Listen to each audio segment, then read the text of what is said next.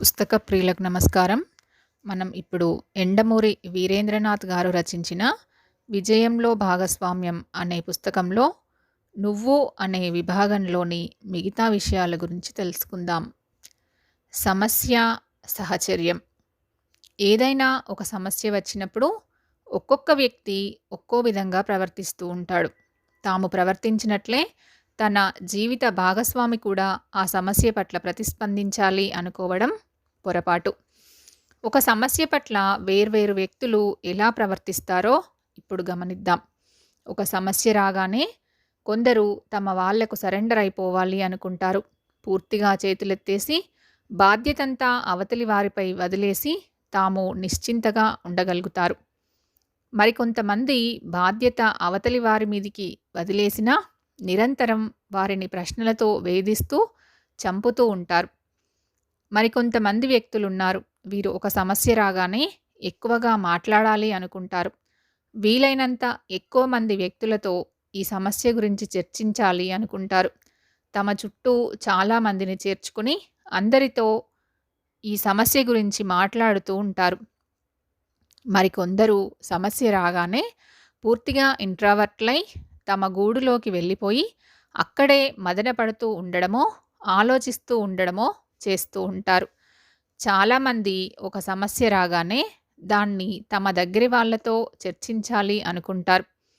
నీవు కాబట్టి ఇంత పెద్ద సమస్యను కూడా ఇలా నవ్వుతూ భరిస్తున్నావు అనాలి అని ఆశిస్తారు. అంతేకాదు ఆ సమస్య తీవ్రతని, తమ మనస్తాపాన్ని తమ వారు ఎంత బాగా అర్థం చేసుకుని సానుభూతితో ప్రవర్తిస్తే ఆ టెన్షన్లో కూడా అంత బాగా సంతోషం అనుభవిస్తారు. మరికొంతమంది సమస్య రాగానే తమ జీవిత భాగస్వామి తమని అంటిపెట్టుకుని ఉండాలని, ఆ సమస్య ఉన్నంతసేపు తమని విడిచిపోకుండా ఉండాలని కోరుకుంటారు. కొంతమంది వ్యక్తులు 100 మంది సలహాలు విని చివరికి ఎటూ నిర్ణయించుకోలేక ఆ సమస్యలో ఉండిపోవడమో లేక తమకు తోచింది ఏదో చేయడమో చేస్తారు. సమస్యని రోజుల తరబడి చర్చించడం ద్వారా మరికొంతమంది సంతృప్తి పొందుతారు. నిజానికి అక్కడ పెద్దగా సమస్య ఏమీ ఉండకపోవచ్చు. కానీ తాము సమస్యలో ఉన్నామన్న భావన, ఆ సమస్య వల్ల తమ వారి నుంచి స్వాంతన పొందుతున్నామన్న ఫీలింగ్ వారికి ఒక రకమైన సంతృప్తిని కలుగజేస్తూ ఉంటుంది. ఆ సెక్యూరిటీ ఫీలింగ్, ఆనందాన్ని అనుభవిస్తూ వారు అసలు సమస్య నుంచి బయటపడడానికి ప్రయత్నించరు.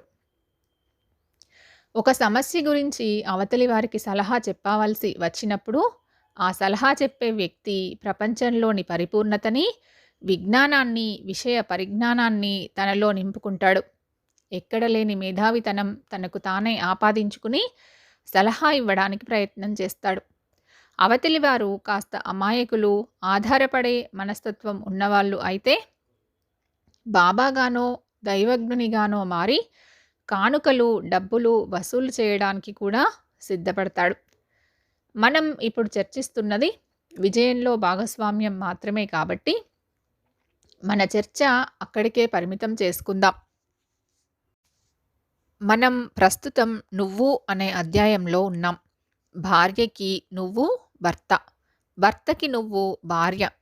భార్యాభర్తలిద్దరూ ఏ సమస్య లేకుండా ప్రేమగా, ఆప్యాయంగా పాలు నీళ్ళలా కలిసిపోవడం అనేది దాదాపు అసంభవం. ఒకవేళ అలా కలిసి ఉంటే వారి ప్రేమకి నిజమైన పరీక్ష అంటూ ఏదీ ఉండదు. కొంతకాలానికి ఆ దాంపత్యం బోరు కొడుతుంది. ఏదైనా సమస్య వచ్చినప్పుడే ఈ ప్రేమలు, ఆప్యాయతల అసలు స్వరూపం బయటపడుతుంది.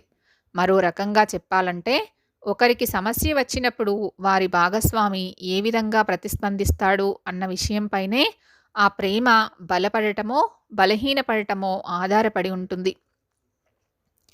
వ్యక్తులందరూ పైన ఉదహరించిన 7 కేటగిరీలలో ఏదో ఒక విభాగంలోకి తప్పకుండా వస్తారు. ఇద్దరూ ఒకే కేటగిరీ అయితే పర్వాలేదు. 2 వేర్వేరు మనస్తత్వాలున్న దంపతులైతేనే కష్టం. ఉదాహరణకి ఒక సమస్య వచ్చినప్పుడు దాని గురించి తనకు తానే ఆలోచించుకోవాలని, తనే నిర్ణయం తీసుకోవాలని, ఇంకెవరి సలహానో అనవసరం అని భావించే ఒక భర్త ఉన్నాడు అనుకుందాం. సమస్యని పైకి బాహాటంగా చర్చించడం ద్వారా అవతలి వారికి తేలికైపోతాను అన్న గంభీర మనస్తత్వం కలిగి ఉంటే, మరొక వైపు అతని భార్య ఒక సమస్య రాగానే బెంబేలెత్తిపోయి 10 మందితో చర్చించే స్వభావం కలదైతే అక్కడే వస్తుంది చిక్కు. అతగాడికేమో తన భార్య ఈ విధంగా సమస్యను 10 మందికి చెప్పాలనుకోవడం ఇష్టం ఉండదు. ఎక్కువలో ఎక్కువ కేవలం తనతో మాత్రమే చర్చించాలని కోరుకుంటాడు. ఆవిడ మనస్తత్వం పూర్తిగా వ్యతిరేకం. దాంతో విభేదాలు ప్రారంభమవుతాయి. ఇంకో రకమైన జంటని తీసుకుందాం. ఆమెకి కుటుంబ వ్యవహారాలు గుంభనంగా ఉంచాలని ఆకాంక్ష. అతడు తల్లి కూచి లేదా పెద్దన్నయ్యని గాడ్‌ఫాదర్‌గా భావిస్తాడు. అక్కడితో మొదలవుతుంది గొడవ. ఇంత చిన్న మనస్తత్వ భేదాలు చాలు గొడవలు ఉత్పన్నమవడానికి. ఇక్కడ మొదలైన సమస్య వట్టింతై అన్నట్లుగా మహావృక్షమవుతుంది. సమస్య వివిధ దశలు. భార్యాభర్తల్ని కలిపి ఉంచగలిగేది, అపార్థాల్లో విడగొట్టేది సమస్యే. ఒకరికొకరు తోడయ్యేది సమస్యల్లోనే. మనం ఈ అధ్యాయంలో చర్చిస్తున్నది అవతలి వ్యక్తి పట్ల మన ప్రతిస్పందన గురించి. ఇంతకు ముందే చెప్పినట్లు ఒక సమస్య పట్ల మనం ఎలా ప్రవర్తిస్తామో మన భాగస్వామి కూడా అలాగే ప్రవర్తించాలని రూలేమీ లేదు.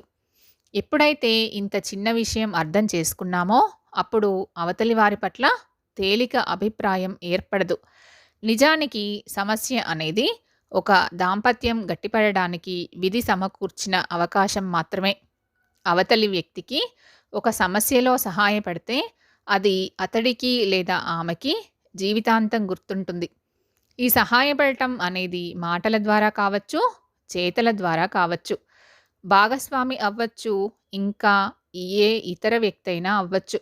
అయితే దురదృష్టవశాత్తు మనం ఇతరులకి సహాయపడినంతగా భాగస్వామికి సహాయపడం. చాలా చిన్న చిన్న విషయాల్లో ఈ రకమైన మనస్తత్వం బయటపడుతూనే ఉంటుంది. భార్యాభర్తలు విడిపోవడానికి, వారి మధ్య మనస్పర్ధలు రావడానికి కారణం సమస్యల పట్ల వారి ప్రతిస్పందనే. పునాది బీటలు వారినట్లు ఇక్కడ నుంచే విభేదాలు మొదలవుతాయి. హనీమూన్‌కి ఊటీ వెళ్దామా, తిరుపతి వెళ్దామా అన్న సమస్య నుంచి ఈ అభిప్రాయ భేదాలు మొదలు కావచ్చు. లేదా ఇంకా ఏదైనా పెద్ద సమస్య కావచ్చు. ప్రతి సమస్యకి 4 పరిణామాలుంటాయి. 1 తొలి ఘాత దశ, 2 అయోమయావస్థ, 3 సమస్యతో సర్దుబాటు, 4 పరిష్కారం. భర్తకి వేరే రెండో భార్య ఉందని ఆమెకి తెలిసింది. లేదా భార్యకి ఇక జీవితంలో పిల్లలు పుట్టరని అతని డాక్టర్ చెప్పింది. ఇది సమస్య. దీని వివిధ దశలు ఎలా ఉంటాయో చూడండి. 1 తొలి ఘాత దశ. విషయం తెలియగానే మెదడు తిమ్మిరెక్కిపోతుంది. ఆలోచనలు మొద్దుబారిపోతాయి. ఈ స్థితి కొన్ని గంటల నుంచి కొన్ని రోజుల దాకా ఉండవచ్చు. ఈ దశలో కాలం కాస్త వెనక్కి వెళ్తే ఎంత బావుండునని అనిపిస్తూ ఉంటుంది. ఎవరితోనూ మాట్లాడబుద్ధి వేయదు. దుఃఖం గొంతులో గూడు కట్టుకుపోయినట్లు అనిపిస్తూ ఉంటుంది. ఈ స్థితిలో మనసు ఏ సలహాను స్వీకరించే స్థితిలో ఉండదు. దురదృష్టవశాత్తు ఈ టైంలోనే భాగస్వామికి సలహా ఇవ్వడానికి ప్రయత్నించి దెబ్బతింటూ ఉంటారు చాలామంది. బతిమాలుకోవటాలు, తప్పు ఒప్పుకోవడాలు, ధైర్యం చెప్పడాలు ఏవి కూడా ఈ తొలిఘాత దశలో పనిచేయవు. ఈ స్థితిని ఎక్కువ కాలం కొనసాగించడం మంచిది కాదు. ఎందుకంటే ఇంకా 3 దశలు మిగిలి ఉన్నాయి. ఆ దశల్ని కూడా ఎంత తొందరగా అధిగమిస్తే అంత మంచిది. ఒక సమస్య వచ్చినప్పుడు దాని గురించి పట్టించుకోకుండా లేదా ఆలోచించకుండా ఉండడం గొప్ప మెచ్యూరిటీ అని కొంతమంది భావిస్తారు. ఇది తప్పు. ఎందుకంటే అలా పట్టించుకోనంతకాలం ఆ సమస్య పరిష్కారం కాకుండా ఉండిపోతుంది. కొన్ని సమస్యల్ని పట్టించుకోకపోవడం వల్ల వాటంతట అవే పరిష్కారం అయ్యే వీలుంది, కానీ నిజానికి అవి సమస్యలు కానే కావు. ఏది పరిష్కరించవలసిన సమస్య, ఏది పట్టించుకోనవసరం లేని సమస్య అనేది నిర్ధారించుకునే స్థాయిలో ప్రతి మనిషి ఉండాలి. అయితే ముందే చెప్పినట్లు తొలిఘాత దశలో మనిషికి ఇవన్నీ ఆలోచించే విచక్షణ జ్ఞానం ఉండదు. అందుకే చాలామంది చిన్న చిన్న సమస్యలకి కూడా ఆలోచించే శక్తిని కోల్పోయి విచారించడం ప్రారంభిస్తారు. ఈ స్థితిలో అవతలి వాళ్ళు చెప్పేది తలకెక్కదు. మాటి మాటికి "ఏం చెప్తున్నావు నీవు" అంటూ ఉంటారు. వాళ్ళు చెప్పే సలహా పట్టించుకోకుండా ఈ స్థితిలో నేను ఆ పని చేయగలనా అని భయపడుతూ ఉంటారు. ధైర్యం పూర్తిగా అడుగంటి ఉంటుంది. నిర్ణయాలు తీసుకునే స్థితి ఉండదు. తనకంటూ ఎవరూ లేరని, మిగతా ప్రపంచమంతా ఆనందంగా ఉందనే భావన మనసుని తొలిచేస్తూ ఉంటుంది. నిద్ర పట్టకపోవడం, ఒంటరిగా ఉండాలనిపించడం, చుట్టూ ఉన్న వాళ్ళ మీద చిరాకు పడడం వంటివి ఈ సమస్య తాలూకు పరిణామపు లక్షణాలుగా మిగులుతాయి. భార్యాభర్తల్లో ఒకరికి సమస్య వచ్చినప్పుడు వారిని సముదాయించడం అవతలి వారికి కష్టమవుతుంది. పైగా సమస్య వచ్చిన వ్యక్తి ఎమోషనల్గానూ, మానసికంగా బలహీనంగానూ ఉంటే అవతలి వ్యక్తికి ఇక నరకమే. ఎంతో ఓర్పుతో, సహనంతో పరిస్థితిని చక్కదిద్దవలసిన అవసరం ఏర్పడుతుంది. సమస్యలో ఉన్న వ్యక్తి మాట్లాడేది ఏమాత్రం తర్కానికి అందదు. అవతలివారు సూచించేది వారు ఒప్పుకోరు. ఎంతో నిర్లిప్తంగా తయారవుతూ ఉంటారు. అటువంటి పరిస్థితుల్లో భాగస్వామి ఎంతో నిబ్బరంగా ఉన్నప్పుడే దాంపత్యంలో ఒకరి పట్ల ఒకరికి గౌరవం ఏర్పడుతుంది. ఈ దశలో వీలైనంత వరకు ఎక్కువ మాట్లాడడం మంచిది. ఆ మాట్లాడడం కూడా పక్కింటి వాళ్ళతోనూ, పరిచయస్తులతోనూ కాకుండా భాగస్వామితో అయితే మరీ మంచిది. మానసిక శాస్త్రవేత్తలు ఇలా మాట్లాడమనే సలహా ఇవ్వడానికి 2 కారణాలున్నాయి. ఇలా మాట్లాడడం ద్వారా వీలైనంత తొందరగా ఈ దశ నుంచి 2వ దశలోకి ప్రవేశించవచ్చు. ఇది మొదటిది. 2వ కారణం మరింత విలువైంది. తొలి ఘాత దశలో మనిషి తన స్వభావసిద్ధమైన మనస్తత్వాన్ని చూపిస్తాడు. ఎప్పుడైతే ఒక వ్యక్తి విపత్కర పరిస్థితుల్లో తన భాగస్వామి మీద ఆధారపడి ఉన్నాను అన్న సూచనను అంతర్లీనంగా తెలియపరుస్తాడో అప్పుడు అవతలి వ్యక్తికి ప్రేమ ఎక్కువ అవుతుంది. ఇది చాలా సున్నితమైన విషయం. అంతేకాదు, ప్రతి వ్యక్తి అర్థం చేసుకోవాల్సిన చాలా ముఖ్య విషయం కూడా. మనం బింకంగా ఉండి చాలా గొప్పవాళ్ళమని భాగస్వామికి ప్రొజెక్ట్ చేయడం కన్నా అప్పుడప్పుడు మన బలహీనతలను కూడా చెప్పి, నీవు తప్ప నాకు ఈ పరిస్థితుల్లో ఎవరున్నారు అని ఆధారపడడం మొదలు పెడితే అవతలి వ్యక్తి అహం చాలా సంతృప్తి చెందుతుంది. స్వభావసిద్ధ పరిణామాల్ని అవతలి వాళ్ళు బాగా ఆనందిస్తారు. అందుకే ఎప్పుడూ గంభీరంగా ఉండే పురుషుడి కన్నా అప్పుడప్పుడు తన ఒడిలో సేద తీరే భర్తని స్త్రీ ఎక్కువగా ప్రేమిస్తుంది. అదేవిధంగా స్త్రీ కూడా ఎప్పుడైతే పురుషుడి అహాన్ని సంతృప్తిపరుస్తుందో అప్పుడు అతడు ఆ స్త్రీని ఎక్కువ ప్రేమించడం మొదలు పెడతాడు. అందుకే సమస్య వచ్చినప్పుడు తొలి ఘాత దశలో ఎక్కువ మాట్లాడడం మంచిదని మానసిక శాస్త్రవేత్తలు చెప్తారు. 2. అయోమయ దశ. సమస్య వల్ల ఏర్పడిన తొలి ఘాత దశ దాటిన తర్వాత వచ్చే దశ. 2వ స్టేజీ అయోమయ దశ. సమస్య వచ్చిన వెంటనే ఏర్పడే మొద్దుబారిన స్థితి నుంచి మేఘాలు క్రమక్రమంగా విచ్చుకుంటున్నట్లు ఆలోచనలు విస్తరించడం ప్రారంభిస్తాయి. అయితే సూర్యరశ్మి కనబడదు. కేవలం సమస్య కలుగజేయబోయే నష్టం ఒకటే ఎదురుగా భూతంలా కనబడుతూ ఉంటుంది. ఇలా ఎందుకు జరిగింది అనే ప్రశ్న నిరంతరం వేధిస్తూ ఉంటుంది. ఒక విధమైన వైరాగ్య భావన మనసంతా ఆవరిస్తుంది. ఎవరు నా వాళ్ళు కారు అన్న భావం కలుగుతుంది. ఉద్యోగం పోవడం కావచ్చు, స్నేహితుడి మరణం కావచ్చు, భాగస్వామి గురించిన ఒక చీకటి రహస్యం కావచ్చు. ఏదైనా సరే ఆ అయోమయావస్థ కలిగించే బాధ వర్ణనాతీతం. ఇదే 2వ స్థితి. ఈ స్థితిలో తీసుకునే నిర్ణయాలు సాధారణంగా సరైనవి అయి ఉండవు. ఇటువంటి సమయంలోనే భాగస్వామి సలహా సంప్రదింపులు చాలా అవసరం. ఇటువంటి దశలోనే సలహాలు ఇవ్వడం ప్రారంభించాలి. 3. సర్దుబాటు దశ. ఈ దశలో సమస్య తాలూకు అయోమయం తగ్గిపోయి రకరకాల ఆలోచనలు ప్రారంభమవుతాయి. ఆ సమస్య నుంచి ఎలా బయటపడాలా అన్న ఆలోచనతో మనసు సతమతమవుతూ ఉంటుంది. తొలి షాకు, ఆ తర్వాత కలిగే అయోమయం తగ్గి వివిధ రకాలైన మార్గాలు ఎదురుగా గోచరమవడం ప్రారంభమవుతుంది. సమస్యకి అలవాటు పడడం మొదలవుతుంది. ఎలక్ట్రికల్ షార్ట్ సర్క్యూట్ వల్ల ఇల్లు కాలి బూడిదైపోతే చిన్న అద్దె ఇంట్లో తాత్కాలికంగా నివాసం ఏర్పరచుకోవడం లాంటి స్థితి ఇది. ఇక్కడే మనిషి వ్యక్తిత్వం, ఆలోచన బయటపడుతుంది.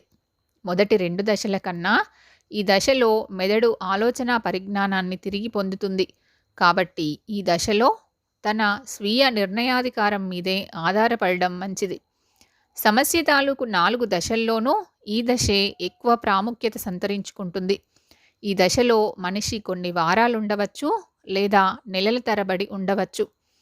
పాజిటివ్ థింకింగ్ అవసరం ఏర్పడేది ఇక్కడే. ఒకసారి ఈ దశలో నిరాశ, నిస్పృహలకు లోనైతే ఒక ఆ సమస్య నుంచి బయటపడడం చాలా కష్టం. జీవిత భాగస్వామి సహకారం ఎక్కువ ఉండాలి. జీవిత విధానాన్ని పూర్తిగా మార్చేసే దశ ఇది. తన భాగస్వామి ఏదైనా సమస్యలో ఇరుక్కున్నప్పుడు ఈ దశలో సంపూర్ణ సహకారాలు, సానుభూతి అందజేయడం ప్రతి వారి కర్తవ్యం. 4 పునర్నిర్మాణ దశ. సమస్య నుంచి బయటపడి దాని తాలూకు పరిణామాలన్నీ మర్చిపోయి తిరిగి పునర్నిర్మాణాన్ని ప్రారంభించే ఆఖరి దశ ఇది. దీని పునాది తన మీద తనకున్న నమ్మకం. పోయిన నమ్మకం కొద్ది కొద్దిగా తిరిగి వస్తూ ఉంటుంది. నిర్ణయాలు తీసుకునే నైపుణ్యాన్ని ఇప్పుడు మెదడు పూర్తిగా సంతరించుకుంటుంది. అప్పటి వరకు ఉన్న అపనమ్మకం, నిరాశ, నిస్పృహ, విసుగు, కోపం నెమ్మదిగా తొలగిపోతాయి. ఈ సమస్యతోనా నేనింత బాధపడింది అన్న ఆలోచన కాస్త నవ్వు తెప్పించవచ్చు కూడా. 3వ దశలో ఎక్కువ కాలం గడిపిన వాళ్ళు అయ్యో అనవసరంగా దీన్ని గురించి ఇంత ఆలోచించామా అని కూడా భావించవచ్చు. మొదటి 3 దశల్ని ఎంత కుదించుకుంటే అంత తొందరగా సమస్య నుంచి బయటపడవచ్చు. 4వ దశ పాజిటివ్ థింకింగ్కి సంబంధించినది. తన మీద పడిన రాళ్లతో దుర్గం నిర్మించుకోవడమే పాజిటివ్ థింకింగ్. దంపతుల మధ్య సంబంధం గట్టిపడేది, బలహీనపడేది సమస్య వల్లే. సమస్య వచ్చినప్పుడే మనిషి అసలు రూపు బయటపడుతూ ఉంటుంది. చిరాకు ఎక్కువ అవుతుంది. అవతలి వాళ్ళు చెప్పేది వినాలి అనిపించదు. విసుగుతో ఏదో ఒకటి మాట్లాడటం సంభవిస్తూ ఉంటుంది. ఒక్కోసారి అది అవతలి వాళ్ళని హర్ట్ చేస్తూ ఉంటుంది. ముందు చెప్పినట్లు మరో కోణంలో చూస్తే సమస్య వచ్చినప్పుడే ఇద్దరు వ్యక్తులు మానసికంగా దగ్గరవుతారు. ఈ రకంగా సమస్య 2 వైపులా పదునున్న కత్తి లాంటిది. ఇప్పుడిక భాగస్వామి సమస్యలో ఉన్నప్పుడు ప్రవర్తించవలసిన కొన్ని అంశాలు చర్చిద్దాం. 1.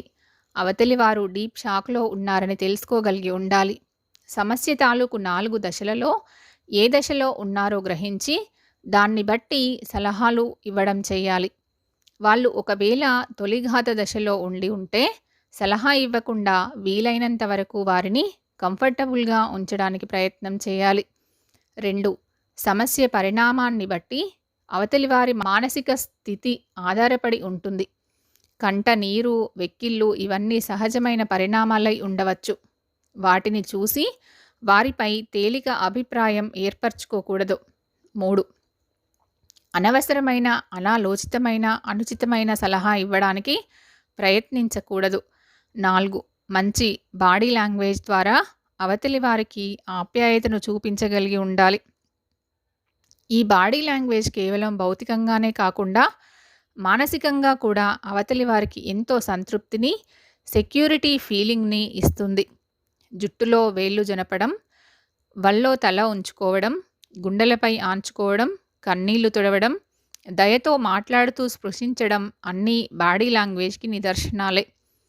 5. సమస్య నుంచి నీవు తొందరగా బయటకు రాగలవు అన్న ధైర్యాన్ని నిరంతరం ఇంజెక్ట్ చేస్తూ ఉండాలి. మామూలు సమయం కన్నా ఎక్కువ సమయం వారితో గడపడానికి ప్రయత్నించాలి. 6. ముఖ్యంగా ఈ స్థితిలో మన సొంత అభిప్రాయాల్ని కొంతసేపు పక్కన పెట్టి అవతలి వారి అభిప్రాయాన్ని, వాదనని గౌరవించడం నేర్చుకోవాలి. ఉదాహరణకు, ఒక వ్యక్తికి నాస్తికత్వంపై నమ్మకం ఉండి భాగస్వామికి విపరీతమైన భక్తి ఉంటే సమస్య వచ్చినప్పుడు తన సొంత అభిప్రాయాన్ని పక్కన పెట్టడంలో తప్పు లేదు. ఎద్దేవా చేయడానికి అది సమయం కాదు అని గుర్తించాలి. సమస్య అంటే రాబోయే ప్రమాదం. దాని ప్రభావాన్ని ఎవరూ నిర్వచించలేరు.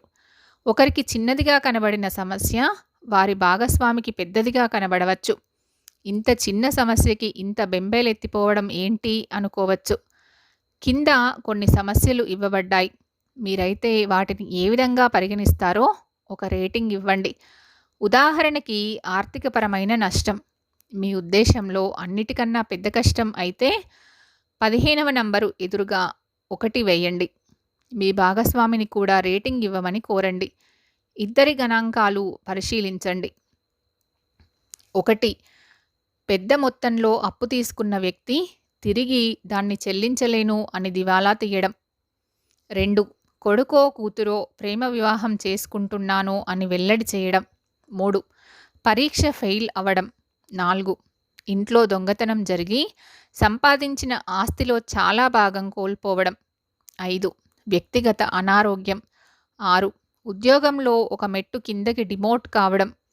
7, దగ్గరి స్నేహితురాలి లేదా స్నేహితుడి మరణం. 8, ఉన్న ఉద్యోగం పోయి తర్వాత ఉద్యోగం కోసం ఎన్ని రోజులు ఖాళీగా ఉండాలో తెలియకపోవడం. 9, కుటుంబ సభ్యులలో ఒకరికి తీవ్ర అనారోగ్యం. 10, ఊహించని విధంగా అనుకోని రీతిలో ప్రెగ్నెన్సీ రావడం. 11, కోర్టు నోటీస్. 12, విడాకులు. 13, చివరి స్టేజీలో అబార్షన్ లేదా మృత శిశువు జననం. 14, కుటుంబ సభ్యులలో తీవ్ర కలహం. 15, వ్యాపారంలో విపరీతమైన నష్టం రావడం. 16, అనుకోని విధంగా ఆర్థిక స్థితిలో ఆటుపోటులు వచ్చి ఆ విపత్తు నుంచి బయటపడాలంటే ఎంతో డబ్బు అవసరం రావటం. 17, తన భాగస్వామికి ఎఫ్ఐఆర్ ఉందని తెలియడం. 18, కోర్టులో నేర నిరూపణ, జైలు శిక్ష. 19, జీవిత భాగస్వామి మరణం. 20, కొడుకు లేదా కూతురు మరణం. మీరు మీ భాగస్వామిపై విపత్తులకు చెరొక విధమైన రేటింగ్ ఇచ్చారు కదా. 1971లో మానసిక శాస్త్రవేత్తలు దాదాపు 500 మంది జంటల్ని ఇంటర్వ్యూ చేస్తే వారు ఇచ్చిన రేటింగ్స్ ప్రకారం వరుస క్రమంలో విపత్తులు రాయడం జరిగింది. అన్నిటికన్నా పెద్ద విపత్తు వీరి దృష్టిలో శిశువు మరణం, ఆ తర్వాత భాగస్వామి మరణం. వారి దృష్టిలో అన్నిటికన్నా చిన్న విపత్తు 1. ఆ వరుసలో కింది నుంచి పై వరకు పరిణామక్రమం ఇవ్వబడింది. తన భాగస్వామి మరణం కన్నా తమ సంతానం యొక్క మరణం ఎక్కువ బాధ కలిగిస్తుందని వీరు చెప్పడం గమనార్హం. పై 20 ప్రశ్నలకి మీ సమాధానాలు మీ మీ ప్రవృత్తులను తెలియజేస్తాయి. ఉదాహరణకు 17వ పాయింట్ని నంబర్ 1గా వేసి 19వ దాన్ని నంబర్ 18గా వేశారు అనుకోండి. మీ భాగస్వామి మరణించినా పర్వాలేదు కానీ ఇంకొకరితో సంబంధం పెట్టుకోకూడదని మీరు భావిస్తున్నారు అన్నమాట. అదేవిధంగా ఒక వ్యక్తి తన విపత్తుల తీవ్రతని 16, 15, 1, 4, 8, 11, 18, 6, 5, 3, 2, 10, 13, 20, 17, 14, 12, 9, 7, 19గా వేశారు అనుకోండి. ఆ వ్యక్తి డబ్బుకిచ్చిన ప్రాధాన్యతని ఇక దేనికి ఇవ్వరు అన్నమాట. తన గురించి ఎక్కువ ఆలోచిస్తారు అన్నమాట. కుటుంబం గురించి సదభిప్రాయం లేదు. తన బాధలు తప్ప మిగతావి అంతగా బాధించవు. ఈ విధంగా దీన్ని మీరు మీ భాగస్వామి విడివిడిగా వేసుకుని తర్వాత కలిసి కూర్చొని చర్చించండి. మంచి టైంపాసే కాదు, మంచి విశ్లేషణ కూడా. ఇప్పుడు గమనించి చూడండి, మీరిచ్చిన రేటింగు మీ భాగస్వామి ఇచ్చిన రేటింగ్కి తేడా. ఎన్ని విధాలుగా, ఎన్ని విభిన్న దృక్పథాలతో మనుషుల మనస్తత్వాలు ప్రతిబింబించబడ్డాయో దీన్ని బట్టి తెలిసిందేంటంటే, ఒక విపత్తుని ఒకరు చూసిన దృష్టితో ఇంకొకరు చూడరని. అందుకే భాగస్వామ్యంలో విజయం సాధించాలంటే మనం విపత్తుని మన దృష్టితో కాకుండా భాగస్వామి దృష్టితో చూడవలసి ఉంటుంది. దాంపత్యం, ఆరోగ్యం. ఒక సంసారం ఆరోగ్యవంతంగా ముందుకు సాగాలంటే దంపతులిద్దరూ ఆరోగ్యంగా ఉండాలి. శారీరక ఆరోగ్యమే కాదు, మానసిక ఆరోగ్యం కూడా. నార్మల్ రైట్ అనే రచయిత బర్నౌట్ అనే ఒక పదాన్ని పరిచయం చేశాడు. ఎక్కడైనా అగ్ని ప్రమాదం సంభవించినప్పుడు మీరు దాన్ని చూడడం సంభవిస్తే మీరు అక్కడ ఒక కొత్త రకం వాతావరణాన్ని గమనించవచ్చు. చాలా వరకు పాకలు మసై బూడిదగా మారి ఉంటాయి. ఒక పాక మాత్రం బయట నుంచి చూసేవారికి యథాతథంగానే ఉన్నట్లు కనబడుతుంది. కానీ లోపల శూన్యం మాత్రమే ఉంటుంది. వస్తువులన్నీ కాలిపోయి ఉంటాయి. రచయిత ఉద్దేశంలో బర్నౌట్ అంటే ఇది. చాలా చక్కటి ఉదాహరణ. చాలామంది బర్నౌట్తో బాధపడుతూ ఉంటారు. అన్ని పనులు సక్రమంగా నిర్వహిస్తున్నట్లే కనబడుతుంది. శారీరక అనారోగ్యం కూడా ఎక్కువగా ఏమీ ఉండదు. కానీ లోపల భరించలేని నిరాశ, నిస్పృహ, నిర్లిప్తత, ఉదాసీనత పేరుకుపోయి ఉంటాయి. ఇలా బాధపడేవారు తమ అశాంతికి కారణం ఏంటో తెలుసుకోలేరు. అంతేకాదు, తాము ఒక రకమైన మానసిక జాడ్యంతో బాధపడుతున్నామన్న విషయాన్ని కూడా గుర్తించలేరు. ప్రస్తుతం ఉన్న సామాజిక పరిస్థితుల్లో ఈ మెకానికల్ జీవితంలో ఎంతో కొంత బర్నౌట్ ప్రతి మనిషికి తప్పనిసరి. కానీ ఇది మితిమీరితేనే కష్టం. మనం ఇప్పుడు నువ్వు అన్న అధ్యాయంలో ఉన్నాం. కాబట్టి దంపతులలో ఒకరు ఈ బర్నౌట్తో బాధపడుతుంటే అది తెలుసుకోగలిగే విషయ పరిజ్ఞానం ఇవతలి వారికి ఉండాలి. ముందే చెప్పినట్టు ఈ మానసిక వ్యాధితో బాధపడే వారికి అశాంతి ఉంటుంది తప్ప తాము ఇంత భయంకరమైన మానసిక వ్యాధితో బాధపడుతున్నాము అన్న విషయం తెలియదు. అలా గుర్తించాల్సిన బాధ్యత భాగస్వామిదే. ఒక వాక్యంలో చెప్పాలంటే ఈ మానసిక వ్యాధికి ముఖ్య లక్షణం కుతూహలం కోల్పోవడం. విజయానికి 5 మెట్లులో రాసినట్లు ఓటమి అంటే కుతూహలం కోల్పోవడం. ఎప్పుడైతే ఒక మనిషి తన జీవితం పట్ల కుతూహలాన్ని పోగొట్టుకుంటాడో తన జీవితాన్ని నరకం చేసుకోవడమే కాకుండా మొత్తం కుటుంబంలో సభ్యులందరి జీవితాలు విషాదం చేయడం ప్రారంభిస్తాడు. బర్నౌట్ ముఖ్య లక్షణం ఇదే. బర్నౌట్ని గుర్తించడం ఎలా? ఇక్కడ 10 ప్రశ్నలు ఇవ్వబడ్డాయి. ప్రతి ప్రశ్నకి సమాధానం రాయబోయే ముందు అర నిమిషం పాటు ఆలోచించండి. ప్రతి ప్రశ్నకి 1 నుంచి 5 మార్కుల దాకా అనుకోండి. ఉదాహరణకి మొదటి ప్రశ్న గమనించండి. మీ జీవిత భాగస్వామి పూర్వం కన్నా ఇప్పుడు ఎక్కువ అలసట పొందినట్టే అనిపిస్తోందా అన్నది. ఎక్కువగా అనిపిస్తోంది, చాలా బలంగా ఈ మధ్య నాకు ఆ భావం కలుగుతోంది అన్నది మీ సమాధానం అయితే దానికి 5 మార్కులు వేయండి. అలా కాకుండా అటువంటి మార్పు ఏమీ లేదు, నేను నా జీవిత భాగస్వామిలో గమనించలేదు అనేది మీ ఉద్దేశం అయితే దానికి 0 మార్కులు వేయండి. కొద్దిగా గమనిస్తే 1 మార్కు, కొంచెం ఎక్కువైతే 2 మార్కులు. ఈ విధంగా 0 నుంచి 5 మధ్య ఆ ప్రశ్నకు మీరు ఇవ్వబోయే సమాధానం తాలూకు సాంద్రత మీద ఆధారపడి మార్కులు ఇవ్వండి. వచ్చిన మార్కులు చూసిన తర్వాత మనం రిజల్ట్ సరిచూసుకుందాం. 1. గత 6 నెలల కాలంలో మీ భాగస్వామి మామూలు కన్నా తొందరగా అలసిపోయినట్టు మీరు గమనిస్తున్నారా? 2. మీ భాగస్వామిని ఉద్దేశించి దగ్గరి పరిచయస్తులెవరైనా ఇటీవలి కాలంలో నీలో హుషారు తగ్గిపోయిందేంటి అనడం మీరు గమనించారా? 3. ఆఫీస్ గురించి కానీ ఇంటి గురించి కానీ మీ భాగస్వామి ఎంత పని చేసినా ఇది పూర్తయి చావటం లేదు అని విసుక్కోవడం తరచూ గమనిస్తున్నారా? 4. మీ భాగస్వామి పిల్లల మీద చిరాకు పడడం, లైఫ్ అంతా రొటీన్గా మారిపోయిందని గొనుక్కోవడం ఇటీవలి కాలంలో ఎక్కువగా గమనించారా? 5. ఇంటి బయట గడిపే టైంలో గత 6 నెలల్లో తేడా వచ్చిందా? అది అకారణంగా వచ్చిందా? 6. మీ భాగస్వామిలో మతిమరుపు ఇటీవల ఎక్కువైంది అని ఫీల్ అవుతున్నారా? 7. షార్ట్ టెంపర్, ఇరిటేషన్ మొదలైనవన్నీ ఎక్కువైనట్లు భావిస్తున్నారా? 8. ఇంతకు ముందులాగా నలుగురి మధ్య మీ భాగస్వామి హుషారుగా ఉండడం లేదు అని మీరు అనుకుంటున్నారా? ఇంతకు ముందులాగా మీతో కలిసి బయట తిరగడం కానీ, స్నేహితులతో గడపడం కానీ, కుటుంబ సభ్యులతో సరదాగా మాట్లాడడం కానీ లేదని మీరు గమనించారా? 9.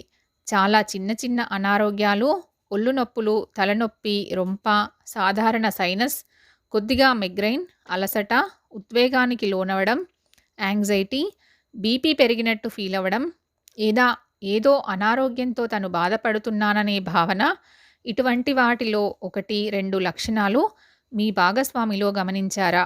ఇవి తాత్కాలికంగా వచ్చిపోయే లక్షణాలు కాకుండా చాలా కాలం పాటు కొనసాగుతున్నాయా? 10. అన్నిటికన్నా చివరిది, ముఖ్యమైంది, ఒక జోక్ వింటే మీ భాగస్వామి హాయిగా నవ్వడం మానేశారని మీరు ఇటీవలి కాలంలో గమనించారా?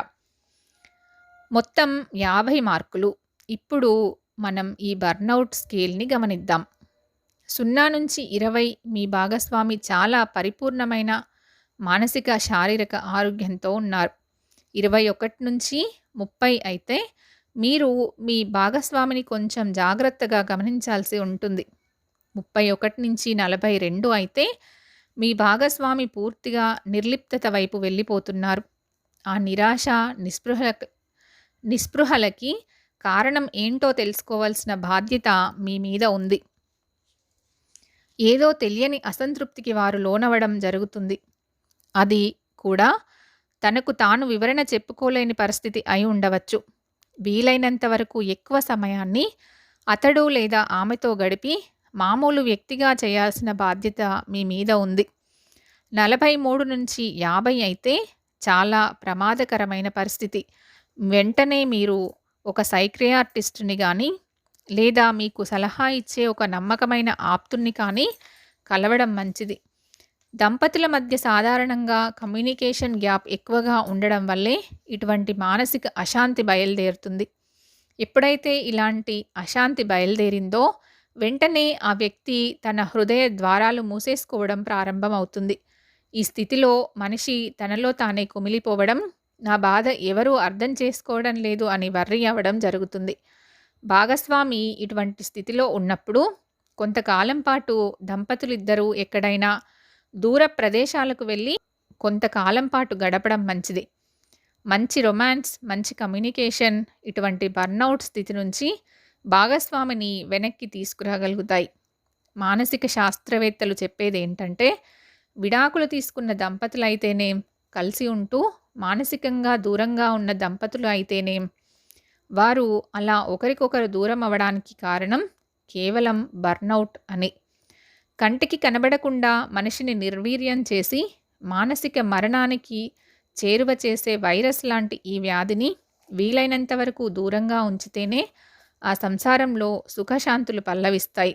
లేకపోతే ఆ దాంపత్యం కూడా మరణిస్తుంది. అశాంతి, అవగాహన. ఒక్కొక్క అశాంతికి ఒక్కొక్క కారణం ఉంటుంది. దంపతులలో ఒకరు అకస్మాత్తుగా మారిపోయి ఏదో అశాంతికి గురవుతున్నట్లు పక్కవారు గమనిస్తే వెంటనే ఆ కారణాన్ని తెలుసుకోవాలి. భాగస్వామి చెప్పలేకపోతే తనే శోధించాలి. ఆసక్తికరమైన విషయం ఏంటంటే, ఒక్కొక్కసారి తనెందుకు అశాంతికి లోనవుతున్నానో తనకే తెలియని స్థితిలో కొందరుంటారు. ఇక్కడ తీగ ఉంటుంది, డొంక మరెక్కడో ఉంటుంది. దీనికి దానికి అంత సంబంధం ఉన్నదా అన్న విషయం ఆ డొంక కదిలినప్పుడే అర్థమై ఆశ్చర్యంగా ఉంటుంది. కొంతకాలం క్రితం ఒక మానసిక శాస్త్రవేత్త ఒక పార్టీలో ఒక చిన్న సంఘటన చెప్పారు. అతడి దగ్గరికి ఒక ఆమె వచ్చిందట. వారిది ఎంతో అన్యోన్యమైన దాంపత్యం. దాదాపు 6 నెలల క్రితం ఆ భర్తలో ఏదో మార్పు వచ్చింది. అతడు అకారణమైన అశాంతికి, టెన్షన్కు గురి కాసాగాడట. అతడు ముందు దానికి భిన్నంగా చిరాకు పడడం, ప్రతి చిన్న విషయానికి విసుక్కోవడం లాంటివి చేస్తూ ఉంటే ఆమెకి ఏమీ అర్థం కాలేదు. ఆ మానసిక శాస్త్రవేత్త వరుసకి అన్న కావడంతో అతడిని ఆమె కలుసుకొని భర్త విషయం చెప్పింది. అతడు శోధించాడు. పరస్త్రీ వ్యామోహంలో పడడం, ఉద్యోగరీత్యా కలిగిన ఇబ్బందులు, ఆర్థికపరమైన లోటుపాట్లు ఇవేమీ భర్త అశాంతికి కారణాలు కావు. 6 నెలల నుంచి అతడు ప్రీమెచ్యూర్ ఎజాక్యులేషన్ అవుతుందేమో అన్న సందిగ్ధంలో ఈ అశాంతికి లోనయ్యాడు. దాదాపు 2 రోజుల కౌన్సిలింగ్ తర్వాత తెలిసిన విషయం ఇది. ఒక మనిషి అశాంతికి మూల కారణం ఎక్కడో ఉంటుంది అనడానికి ఇదే ఉదాహరణ. దంపతులలో ఒకరు అకస్మాత్తుగా అప్పటి వరకు ఉన్నదానికి భిన్నంగా ప్రవర్తించడం మొదలు పెడితే ఇవతలి వారికి కొంత ఆందోళన కలగడం సహజమే. ముందు అధ్యాయంలో చెప్పినట్లు బర్న్అవుట్ దీనికి ఒక కారణమైతే, రెండవ కారణం పాదరస మనస్తత్వం. ఆంగ్లంలో దీన్ని ఎక్సెసివ్ అగ్రెసివ్నెస్ అంటారు. తెలుగులో సరైన పదం లేదు కాబట్టి దీనికి పాదరస మనస్తత్వం అని పేరు పెట్టుకుందాం. ఇటువంటి మనస్తత్వాన్ని పెంపొందించుకున్న వ్యక్తులు నిరంతరం హడావిడిగా ఉంటారు. పని పూర్తి చేయడంలో మాత్రం సమయాన్ని ఆదా చేయలేకపోయినా కేవలం వేగంగా పని పూర్తి చేయాలి అన్న తపన మాత్రం వీరిలో కనబడుతూ ఉంటుంది. మిగతా వారందరికంటే జీవితంలో ఏదో గొప్పగా సాధించాలి అన్న అంతర్గతమైన కోర్కే ఇటువంటి పాదరస మనస్తత్వానికి కారణం అని మానసిక శాస్త్రవేత్తలు చెప్తూ ఉంటారు. ఒక రకమైన అభద్రతా భావం మనసులో పేరుకుపోయి వీరిని ఈ విధంగా పురికొల్పుతూ ఉంటుంది. పురుషుల బలహీనత, ఇరిటేషన్. ఆంగ్లంలో ఉన్న చాలా పదాలకి తెలుగులో సరైన అర్థాలు లేవు. బర్న్అవుట్, ఎక్సెసివ్ అగ్రెసివ్నెస్ లాంటి పదాలకి ఏ విధంగా తెలుగులో సరైన అర్థాలు లేవో ఇరిటేషన్ అన్న పదానికి కూడా తెలుగు పదం సరిగ్గా లేదు. విసుగుని, వేగంగా కోపం వచ్చే గుణాన్ని ఆంగ్లంలో ఇరిటేషన్ అంటారు. పాదరస మనస్తత్వం ఉన్న వ్యక్తులకి ఇటువంటి ఇరిటేషన్ ఎక్కువగా ఉంటుంది. కోపం, రోషంతో పాటు కలహకారి మనస్తత్వం కూడా ఎక్కువగా ఉంటుంది. మామూలు వ్యక్తుల కన్నా వీరికి గుండెపోటు వచ్చే అవకాశం 50% ఎక్కువ. చిన్న చిన్న విషయాలలో, ముఖ్యంగా వ్యాపార సంబంధమైన విషయాలలో ఏమాత్రం పొరపాటు వచ్చినా వీరు వెంటనే అయోమయంలో పడి మరింత కంగారు చెందుతారు. ప్రతి చిన్న విషయాన్ని ఒక ఛాలెంజ్‌గా తీసుకోవడం తప్పు కాదు, కానీ ఏమాత్రం అటూ ఇటూ జరిగినా మొత్తం కోల్పోయినట్లు బాధపడి కుటుంబ సభ్యుల్ని కంగారు పెట్టడం వీరి అలవాటుగా మారుతుంది. వీరిలో మరో రకం వ్యక్తులు కొందరుంటారు. తమ బలహీనతను అద్భుతమైన తెలివితేటలతో కప్పిపుచ్చుకోవడంలో వీరు నిష్ణాతులు. ప్రతి తప్పుకి ఒక వాదనని వెతుక్కుని దానితో వాళ్ళు తమ ప్రవర్తనని కప్పిపుచ్చుకోగలుగుతారు. ఒక్కొక్కసారి అదుపు తప్పి హద్దు దాటి ప్రవర్తించడం, అవతలి వారిని తక్కువ చేసి మాట్లాడటం, హేళన చేయడం వీరి అలవాట్లుగా మారతాయి. కానీ ముందే చెప్పినట్లు వీరు తమకు ఉన్న తెలివితేటలతో దాన్ని కప్పిపుచ్చుకుంటూ మేధావుల్లా కనబడే ప్రయత్నం చేస్తారు. తన భాగస్వామిలో ఇటువంటి లక్షణాలు కనబడగానే కొన్ని జాగ్రత్తలు తీసుకోవడం ద్వారా ఆ సంసారాన్ని చక్కదిద్దుకోవచ్చు. అవసరం అయిన దానికన్నా ముందే గమ్యాన్ని చేరుకోవాలన్న తపన ఇటువంటి పాదరస మనస్తత్వానికి ముఖ్య కారణం. ఈ విషయం అవతలి వారికి తెలిసేలా చేయాలి. ఒకేసారి 4-5 పనుల వల్ల హడావిడి తప్ప ఫలితం ఉండదు అనే విషయాన్ని వారు గుర్తించేలా చేయడానికి ప్రయత్నించాలి. తొందరగా మాట్లాడటం, తొందరగా భోంచేయటం మొదలైనవన్నీ ఈ పాదరస మనస్తత్వానికి తొలి లక్షణాలు. వీటిని వారు గుర్తించేలా చేయాలి. ఉదాహరణకి ఏదైనా వాహనం నడుపుతున్నప్పుడు వారు ఎంత వేగంగా నడుపుతున్నారో చూపించి తమను తాము అంచనా వేసుకునేలా చేయగలగాలి. ప్రపంచంలో అందరూ సుఖశాంతులతో వర్ధిల్లుతున్నారని, తాము ఒక్కరే అమితంగా కష్టపడిపోతున్నాము అన్న భావాన్ని వారి మనసులో నుంచి తొలగించాలి. స్త్రీల బలహీనత హైపోకాండ్రియా. దీనికి కూడా సరైన తెలుగు పదం లేదు. సదా తన ఆరోగ్యం గురించి అనుమానించి చింతిస్తూ ఉండే వ్యక్తుల్ని హైపోకాండ్రియాతో బాధపడుతున్న వ్యక్తులుగా మనం గుర్తించవచ్చు. సాధారణంగా ఎక్సెసివ్ అగ్రెసివ్నెస్ పురుషుడి లక్షణమైతే హైపోకాండ్రియా స్త్రీల లక్షణం. కీళ్ళ నొప్పులు, రక్తపోటు, తలనొప్పి, నరాల బలహీనత మొదలైనవన్నీ వీటి లక్షణాలు.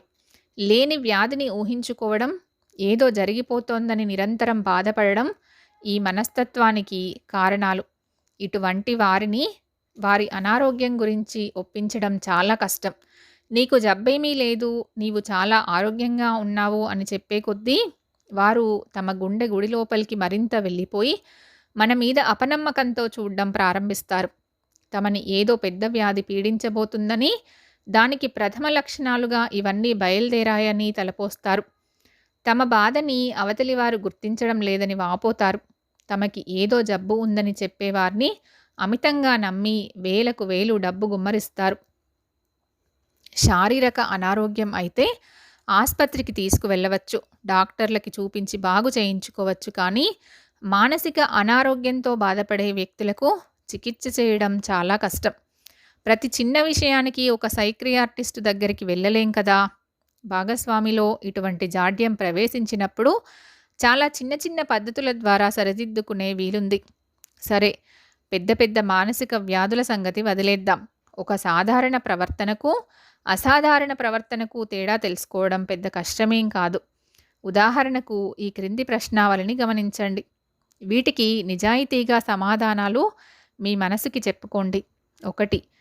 చాలా చిన్న విషయానికే నాకు కోపం వస్తుందా? నా స్నేహితులు, పరిచయస్తులు చేసిన చిన్న తప్పే నన్ను ఇరిటేట్ చేస్తుందా? 2. ప్రతి చిన్న విషయానికి నేను గొప్ప మేధావిలా ఆలోచించి విశదీకరించే ప్రయత్నంలో అవతలి వారి తప్పుల్ని పట్టుకుంటున్నానా? 3. 10 మందిలో ఉన్నప్పుడు ఏదైనా ఒక జోక్కి నవ్వలేక నాకు నేనే గొప్పవాడిగా ఊహించుకుంటూ సీరియస్గా ఉంటున్నానా? 4. నా ఆలోచనల పట్ల, నా సిద్ధాంతాల పట్ల నా వెన్ను నేనే చర్చుకుంటూ దాన్ని 10 మందికి చెప్పి వారిని ఒప్పుకునేలా చెయ్యాలి అని అనుకుంటున్నానా? 5.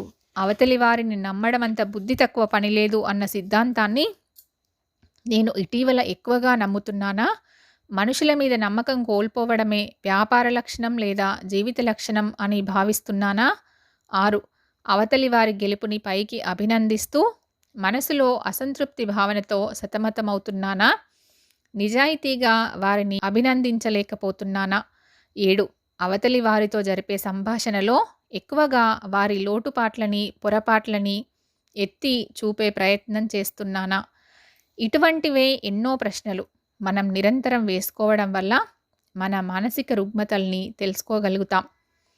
ఇటువంటి రుగ్మతల వల్ల మనకు జరిగే నష్టం కన్నా మన భాగస్వామికి, మన కుటుంబ సభ్యులకు జరిగే నష్టం ఎక్కువ. వీటినే ఆది నుంచి తుంచివేయకపోతే మహావృక్షాలై మనల్నే కబలించే ప్రమాదం ఉంది. చిన్న చిన్న కాలువలు కలిసి మహానది అయినట్లు ఈ చిన్న రుగ్మతలే సంసారాన్ని పాడు చేస్తాయి. ఎన్నో రుగ్మతలకి, ముఖ్యంగా మానసిక రుగ్మతలకి కారణం ఆత్మ పరిశీలన లేకపోవడం. నేను ఒక పని ఎందుకు చేస్తున్నాను, ఎందుకు తొందరపడుతున్నాను లాంటి మానసిక రుగ్మతల నుంచి దూరంగా ఉంటారు. దీనినే తత్వవేత్తలు మెడిటేషన్ అన్నారు. ధ్యానం అంటే కళ్ళు ముక్కు మూసుకుని దేవుణ్ణి ప్రార్థించడం కాదు, మనలోకి మనం అంతర్ముఖులం కావడం. అలా ప్రతిరోజు పొద్దున్నే మన గురించి మనం గడపగలిగితే మన వ్యక్తిత్వం ప్రక్షాళనం అవుతుంది. దీనికి వయస్సుతో నిమిత్తం లేదని చెప్పడానికి ఒక చైనా దేశపు జానపద కథ ఉంది. ఉన్న పరిస్థితిని ఆరోగ్యకరంగా ఆలోచించి ఆనందంగా అన్వయించుకోవడం దీని నీతి. ఒక 6వ తరగతి క్లాస్ రూమ్లో పిల్లలంతా ఒక కుర్రవాడిని దత్తపుత్రుడు అని చెప్పి ఏడిపిస్తున్నారని తెలిసి టీచర్ ఆ పిల్లల్ని మందలించిందట. దత్తత తప్పేమీ కాదు అని చెప్పడం ఆమె ఉద్దేశ్యం. ఒక 10 ఏళ్ల పాప లేచి, నేను ఒక అనాథాశ్రమం నుంచి వచ్చాను టీచర్, దత్తత అంటే ఏంటో మా అమ్మ నాకు చెప్పింది అందట. ఏంటి అని అడిగిందట టీచర్. కడుపులో కాకుండా మనసులోంచి పుట్టడమే దత్తతట అని చెప్పింది ఆ అమ్మాయి. కోరిక వాస్తవం. కేవలం సమస్యల పట్లే కాదు, కోర్కెల పట్ల కూడా స్త్రీ పురుషుల అభిప్రాయాలు వేరుగా ఉంటాయి. ఒక వ్యక్తిని ఒక గొప్ప హిప్నటిస్ట్ ట్రాన్స్లోకి పంపి, నీ అత్యంత ముఖ్యమైన కోరిక ప్రస్తుతం ఏంటి అని అడిగితే, స్త్రీ అయితే దానికి సమాధానంగా ప్రేమ, ఆప్యాయత, చక్కటి ఇల్లు, ముచ్చటైన పిల్లలు, కాస్త వ్యక్తిత్వం, దాన్ని గుర్తించే భర్త అంటుంది. అదే పురుషుడైతే డబ్బు, అధికారం, గెలుపు, సమాజంలో గుర్తింపు అంటాడు. ఈ కోర్కెల ప్రాతిపదిక మీదే మొత్తం స్త్రీ పురుషుల జీవితాలు నిర్మించబడి ఉంటాయి. అందుకే స్త్రీ పురుషుల మధ్య విభేదాలు తప్పనిసరి అవుతూ వస్తున్నాయి. నేను ఎన్నో చోట్ల రాసినట్టు, స్త్రీకి పురుషుడే జీవితం, పురుషుడికి మాత్రం జీవితంలో స్త్రీ ఒక భాగం మాత్రమే. అటువంటి చిన్న భాగం నుంచి క్రమక్రమంగా విస్తరించి తన ప్రాముఖ్యత నిలుపుకోవలసిన అవసరం స్త్రీకి ఉంది. తన అవసరం క్షణక్షణం పురుషుడికి తెలియవచ్చేలా చేస్తూ అతడు తన ప్రాముఖ్యత గుర్తించేలా చేసుకోగలగడం చాలా కొద్దిమంది స్త్రీలకి మాత్రమే తెలుస్తుంది. నిజంగా ఇది అంత అవసరమా అని కొందరు ప్రశ్నించవచ్చు. పురుషుడు లేకుండా కూడా స్త్రీ బతకగలదు అని స్త్రీవాదులు వాదించవచ్చు. అయితే ఈ వ్యాస పరంపర కేవలం విజయంలో భాగస్వామ్యం వహించే దంపతుల గురించి మాత్రమే. 1. సాధారణంగా స్త్రీ కన్నా పురుషుడు బద్ధకస్తుడు, సమయం చేత నిర్దేశింపబడాలి అనుకోడు. స్త్రీ విషయంలో అలా కాదు. ఒకరోజు తెల్లవారుజామున ఆమె పాల కోసం నిద్ర లేవకపోతే ఇంట్లో భూకంపం వస్తుంది. అదే పురుషుడైతే బద్ధకంగా ఉంటే క్యాజువల్ లీవ్ పడేస్తాడు. స్త్రీ అలా కాదు. She owns the house. తనది అనుకునే గుణం స్త్రీకి ఎక్కువగా ఉంటుంది. పురుషుడు చాలా విషయాల్లో సెంటిమెంటు లేకుండా తామరాకు మీద నీటి బొట్టులా ఉండిపోగలడు. ఉదాహరణకి విడాకులు పొందిన ఒక జంటని తీసుకుంటే, స్త్రీ తన మాజీ భర్త ద్వారా కలిగిన సంతానాన్ని పెంచి పెద్ద చేయడానికి ఇష్టపడుతుంది. పురుషుడు అలా కాదు. కేవలం ఆర్థికపరమైన బాధ్యత కొంతవరకు స్వీకరించడం ద్వారానో, వారానికి ఒకసారి చుట్టపు చూపుగా దర్శించడం ద్వారానో తన బాధ్యత తీరిపోయింది అనుకుంటాడు. స్త్రీ పురుషుల మధ్య ఉన్న ఈ తేడా చాలా సందర్భాల్లో వెల్లడవుతూ ఉంటుంది.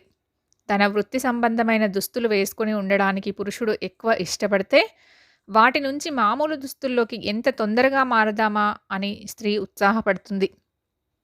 స్త్రీ సెక్స్‌ని తన ప్రేమకి పరాకాష్ఠగా భావిస్తే, పురుషుడు తన గెలుపుకి చిహ్నంగా భావిస్తాడు.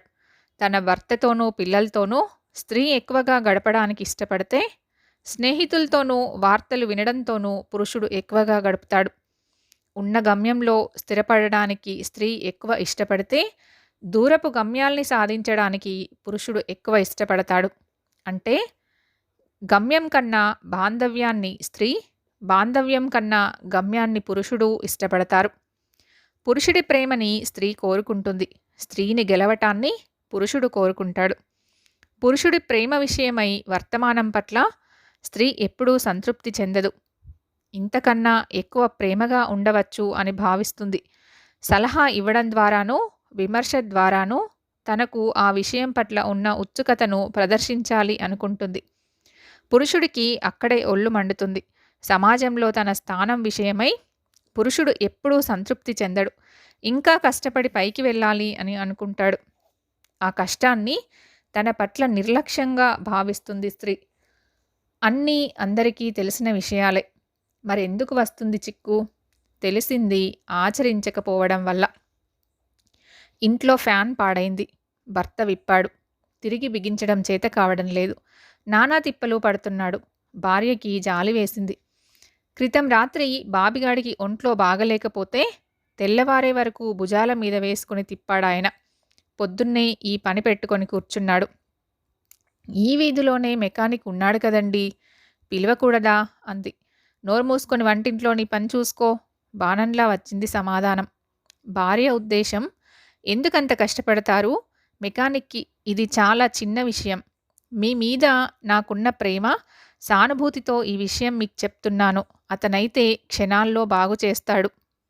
భర్త ఉద్దేశం, నీ ఉచిత సలహా నాకు అనవసరం. ఇంత చిన్న విషయం నాకు తెలుసు. నీకు ఎలాగూ కొత్త విషయాలపై ఆసక్తి లేదు. నేను చేస్తున్న ఈ పనికి సానుభూతి చెప్పకపోగా పైగా నిరాశపరుస్తావా అని. ఇదే సంఘటన మరొక రకంగా జరిగినట్టు ఊహిద్దాం. సంభాషణలో చిన్న మార్పు. భర్త ఫ్యాన్ బాగు చేస్తున్నాడు. భార్య వెళ్ళి ఓ 10 నిమిషాలు అతని పక్కనే కూర్చుని అతను చేస్తున్న పనిని మెచ్చుకోలుగా గమనించింది. తర్వాత లోపలికి వెళ్ళి బాబిగాడితో కాఫీ పంపింది. అరగంట తర్వాత భర్త వంటింట్లోకి వచ్చాడు. రేపు ఆ మెకానిక్ని రమ్మనాలి. చాలా పాత రకం మోడల్ ఫ్యాను. మనం బాగు చేయడం అసాధ్యం అన్నాడు. అవునండి, మనకి కష్టం. రేపు చూసుకోవచ్చులేండి అంది. ఇది చాలా చాలా చిన్న విషయంగా కనబడవచ్చు. కానీ మంచి ఉదాహరణ. చిన్న చిన్న వాగులన్నీ కలిసి నదిగా మారినట్టే ఇలాంటి విషయాలే బాంధవ్యాన్ని బలపరుస్తాయి. ముఖ్యంగా వివాహం జరిగిన కొత్తలో. కొత్త దంపతులు ఎప్పుడూ ఒకరినొకరు గమనించాలి. అవతలి వారికి తెలియకుండా వారి అభిరుచులు, బలహీనతలు తెలుసుకోవాలి. వారి నిశ్శబ్దపు కోటలోకి రహస్యంగా ప్రవేశించి రహస్యాల్ని శోధించి స్థానం సుస్థిరపరచుకోవడానికి ప్రయత్నించాలి. ఇదంతా చాలా హీనమైన, హేయమైన సలహాగా పాఠకులు భావించవచ్చు. వివాహం జరిగిన కొత్తలో దంపతులు ఇద్దరూ ఒకరిలో ఒకరు పాలు నీళ్లగా కలిసిపోవాలే తప్ప ఈ శోధించడాలు, గెలవడాలు ఏంటని వాదించవచ్చు. నిజానికి చాలామంది చేసేది అదే. పోతే ఇదంతా తెలియకుండానే చేసేస్తారు. పెద్దలు చెప్పేది కూడా అదే, ఒకరినొకరు అర్థం చేసుకోండి అని. అయితే అర్థం చేసుకోవడానికి బదులు చాలామంది కొత్త దంపతులు ముందు చెప్పిన విధంగా తమ సహజ స్వభావాన్ని చూపించడానికి ప్రయత్నిస్తారు. అవసరమైన దానికన్నా ఎక్కువ మంచితనం ప్రదర్శించడం, అనవసరమైన విషయాల్లో సలహా ఇవ్వడం, తన గురించి చెప్పుకోవడం, అవతలివారు చెప్పేది వినకపోవడం చేస్తుంటారు. వివాహం జరిగిన కొత్తలో ఎంత తక్కువ మాట్లాడితే అంత మంచిది. కాస్త రిజర్వ్డ్గా ఉండడం అవతలి వారికి మన మీద గౌరవ భావాన్ని కలుగజేస్తుంది. చాలామంది తప్పుగా ఆలోచించే విషయం ఒకటుంది. తమ గురించి ఎక్కువగా మాట్లాడడం ద్వారా అవతలి వారికి తమని అర్థం చేసుకునే వీలు కలిగిస్తున్నాము అనుకుంటారు. ముఖ్యంగా వివాహం జరిగిన కొత్తలో. ఎంతో పొరపాటైన అభిప్రాయం అది. మనం మన గురించి ఎంత ఎక్కువగా మాట్లాడితే అవతలి వారిని అంత ఎక్కువ కన్ఫ్యూజ్ చేస్తున్నాము అన్నమాట. ఏ వ్యక్తి కూడా మనం చెప్పేది మనం చెప్తున్న రీతిలో అర్థం చేసుకోడు. మాటలకి ఆ విధమైన శక్తి లేదు. ఒక వాక్యంలోనే రకరకాల అర్థాలు కనపడవచ్చు. లేదా ఒకే ఉద్దేశ్యంతో మాట్లాడిన 2 వాక్యాలు పరస్పర విరుద్ధమైనవి కావచ్చు. అసలే వివాహం జరిగిన కొత్తలో వాతావరణం చాలా ఎక్సైటింగ్‌గా ఉంటుంది. ఆ వాతావరణంలో మనసులో మాట అర్థమయ్యేలా చెప్పడం చాలా కష్టం. టీవీలో చర్చలకి మేము ప్రముఖుల్ని ఆహ్వానిస్తూ ఉంటాం. లాయర్లు, డాక్టర్లు, హిప్నటిస్టులు, జ్యోతిష్యులు కూడా ఆ లైట్ల హడావిడికి, మైకుల ఆర్భాటానికి కంగారు పడతారు. మాట్లాడడం బాగా చేతనైన ఆ ప్రముఖులే కొత్త వాతావరణంలో తబ్బిబ్బై తాము చెప్పదలుచుకున్నది సరిగ్గా చెప్పలేకపోయినప్పుడు దంపతుల్లో ఒకరు వేరొకరికి తమ గురించి ఆ కొత్త వాతావరణంలో ఎలా విశదీకరించగలరు? కమ్యూనికేషన్ గ్యాప్ ప్రారంభమయ్యేది ఇక్కడే. అందుకే తెలివైన వాళ్ళు ఎప్పుడూ అవతలి వారిని అర్థం చేసుకోవడానికి ప్రయత్నిస్తారే తప్ప, తాము అవతలి వారికి అర్థమయ్యే ప్రయత్నం కోసం ఎక్కువగా పాటుపడరు. ముఖ్యంగా పరిచయమైన కొత్తలో. రైల్లో జరిగిన పరిచయాల నుంచి క్లాస్‌లో పరిచయాల వరకు ఎందరో మన జీవితాల్లో తారసపడుతూ ఉంటారు. కొందరితో స్నేహం మొదట్లో తక్కువగా ఉండి, తర్వాత పెరిగి జీవితాంతం ఉంటుంది. మరికొందరితో వెంటనే ముగిసిపోతుంది. ఇంకొందరితో మొదట్లో గాఢంగా ఉండి, అవతలి వారి గురించి తెలిసే కొద్దీ తగ్గిపోతుంది. కొందరి మీద కొంతకాలం గడిచాక అకారణంగా అయిష్టం ఏర్పడుతుంది. కొందరి ప్రవర్తనల వలన కోపం, కొందరి పట్ల అసహ్యం కూడా కలగవచ్చు. ఇదే పుస్తకంలో ముందెక్కడో చెప్పినట్లు పరిచయస్తుల్ని వదిలేసుకోవచ్చు కానీ, భార్య లేదా భర్త విషయంలో అలా కాదే. విడాకులు ప్రతి సమస్యకి పరిష్కారం కాదు. కోపమొచ్చినా, అసహ్యం కలిగినా, అవతలి వారి ప్రవర్తన పట్ల బాధ కలిగినా కలిసి ఉండక తప్పదు.